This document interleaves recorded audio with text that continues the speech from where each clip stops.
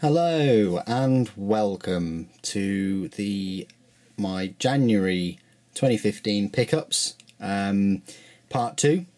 You've probably seen part 1. If you haven't, well, these are just some of the games I picked up in the whole of January. Now the videos will kind of be like retrospective, so normally I'll do a video after the month has happened. So this is quite obviously February, we're still in February, so I thought I'd do this video, and these are the other games that I purchased in January. It's not the purpose of the video, it's not really to brag or anything like that. I'm gonna just show you what I have bought, but I'll explain why, and hopefully you get some insight as to, you know, why I've purchased them and why they are so good and all the rest of it. So I hope you'll find this video somewhat useful, and you just don't like take it on board that, you know, just some guy just showing some games off, because that's not what my main goal is. It's obviously to try and share the knowledge, really try and help people.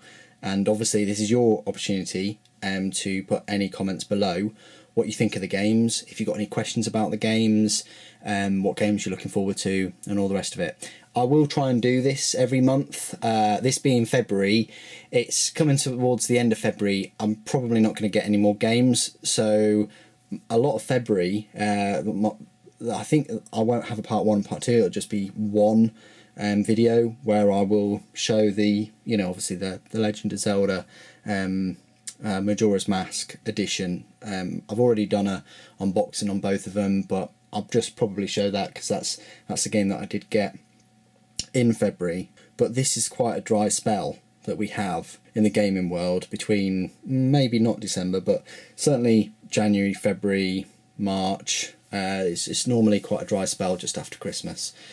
So what games do we have? Well, I purchased Fire Emblem. Finally, you're probably thinking, super, well, why did you wait so long? Well, I waited so long since I got a 3DS. You probably know I got one last year, and obviously now I've got one of those new 3DSs. So obviously wanted to add to my library and collection. And Fire Emblem, I've had all the Fire Emblems pretty much, especially on like the DS and the Game Boy. I just absolutely love them. I thought they were incredible games. This one is probably the best. It is just fantastic. Just show you a little unboxing really. That's the game cartridge itself. Fire Emblem, if you don't know what it is, it's a lot like Advance Wars, and if you don't know what Advance Wars is, oh crikey, well, it's a turn-based game, strategy game, where you've got a set amount of units, and in Fire Emblem they're all very individual, and they all have character, they all have names and all those kind of things, but they have different types. So you've got knights, you've got thieves, you've got magicians, all kinds of things, and in your turn you get to move them and attack and all the rest of it. Not so dissimilar to, you know, kind of like Warhammer or Games Workshop type of games where you've got different turns. But it sets itself apart from Advance Wars, even though I think it's made by the same people. It has some character, it has a story and all the rest of it. Yes, Advance Wars does have a story, but the units you're using are kind of like cannon fodder most of the time. They're, you know, AA guns or infantry, and you're just moving them, and they're in squads, whereas this is individuals moving around the board. So it's very similar, but this is the best one, and it is incredible. It's better than I thought it was going to be. If you haven't already got this Fire Emblem for your 3DS, it's one of the best games. If you're not into turn-based strategy games, I'd still try and give it a go. I think there's a demo out on the marketplace, on the Nintendo eShop, whatever they want to call it. Download that for free and have your 30 goes, or however many goes you're allowed, and yeah, see if you like that type of game. Got Animal Crossing. I missed Animal Crossing on the GameCube, and I think that was the last one. I was really hoping they'd do one on the Wii, or even the Wii U, but they never. So this has been a long time coming. I didn't get the one on the GameCube, unfortunately, but did get the one on the DS, and I liked it.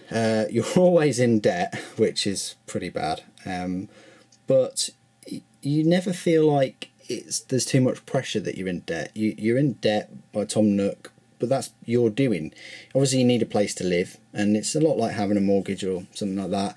You obviously have to have these things, you know, and you have to pay your debts in a way. it's basically a life in the day of a Lannister. But yeah, it's a cute, fun little game. Is it aimed at kids? I don't know. There's an awful lot of talking and reading, and you know, I mean, I don't know. I mean, yeah, kids can play it, but I don't think it's primarily aimed at them. It's just a great little game, a little bit where you've got a town and you can just change it and, you know, change your house as you see fit. But it is an absolute hour devourer. It will absorb your life, so be careful with this one. It's quite addictive. But the good thing about it is you only spend about an hour, maybe 2 hours a day on it. It's good for if you're on a bit of a commute, you can just do a few things on it and then save it and quit it or whatever. But yeah, great game. I got this because I remember it coming out on the 3DS and thinking, wow, that looks amazing. And it does look pretty awesome still. It's one of the best fighting games on the 3DS, along with Smash Bros. But if you're after, you know, one-on-one, kind of classic arcade kind of fighting, this is probably one of the best fighting games on there. It still looks good. Mario Kart 7, missed out on Mario Kart. After playing Mario Kart 8 on the Wii U, I really wanted more Mario Kart, more tracks and all the rest of it. While we all wait for the second DLC pack to come out for it. So that's why I got Mario Kart 7, just because it did satisfy my need for more Mario Kart, and it, in a way, it's very, what it did was it just cemented my view of how great Mario Kart 8 is, because it's got your bikes and it's got loads more different cars and characters and all the rest of it. I mean, it is just incredible, Mario Kart 8, and so that's what it did. In a way, this game enriched my Mario Kart 8 experience, which didn't need enriching in the first place. But yeah, finally got my hands on that. Luigi's Mansion, another great game. I really wish they bring some kind of Luigi game.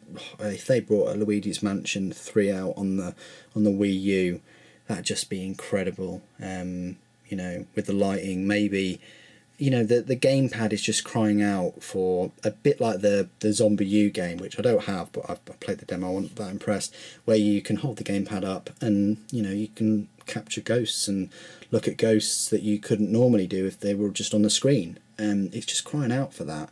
And even when the little professor dude, you know, calls you up, it's screaming for your gamepad to vibrate and, you know, show his little face on there. If Nintendo aren't working on one, they're absolutely mental, because this would be really, really popular on the Wii U, and it would sell a few systems, especially if they brought out like a green Wii U or something. I don't know. But yeah, great game, and finally managed to get my hands on it, on the sequel.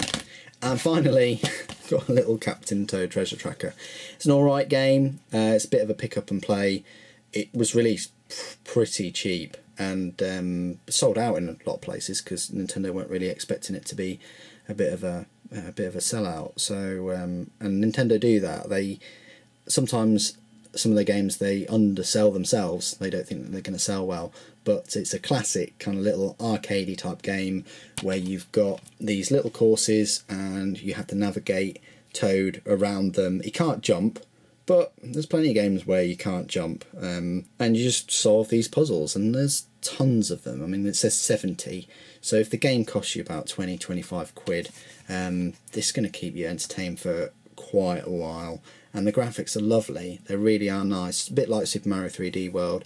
It's just so excellent to see, you know, a Nintendo game or Mario game or whatever, this kind of colour palette in HD. It's really, really nice, a nice looking game. So anyway, that is all of my video game collection pickups that I purchased in January. Fortunately, didn't get anything for the 360, didn't get anything for the PlayStation 4. It's just a dry spell at the moment, so I took the opportunity to build up my 3DS collection, because I knew I was going to get a new 3DS, a new 3DS, or whatever you want to call it. So yeah, you've got that to look forward to in a couple of weeks. I'll be showing you what I purchased all in February. There's not an awful lot, but I like to do this kind of thing because it shows you, it's a bit of a summary of what I've purchased in the month in terms of video games. and I really would like to show you some footage of all these games, but I'm completely against the way Nintendo are handling their putting any kind of Nintendo game content on. You know, you either don't get paid for it at all, Nintendo take all the money, or they take a bit of a chunk and you get hardly anything. And I think that's pretty poor, because I'm in that camp. I'm kind of in the PewDiePie camp in the sense that you're using your system that you bought, your game that you bought, controllers, your internet, your computer, your editing software, your internet that you pay monthly for, your editing tools, you're exporting it, uploading it, editing it, you know, doing everything. It takes a lot of time to do something like that, and then you just don't get any money for it, or you know. And it's not how much money, because even if you get, you know, thousands and thousands of views, you'll only get a couple of quid, something like that. It's not that, it's the principle.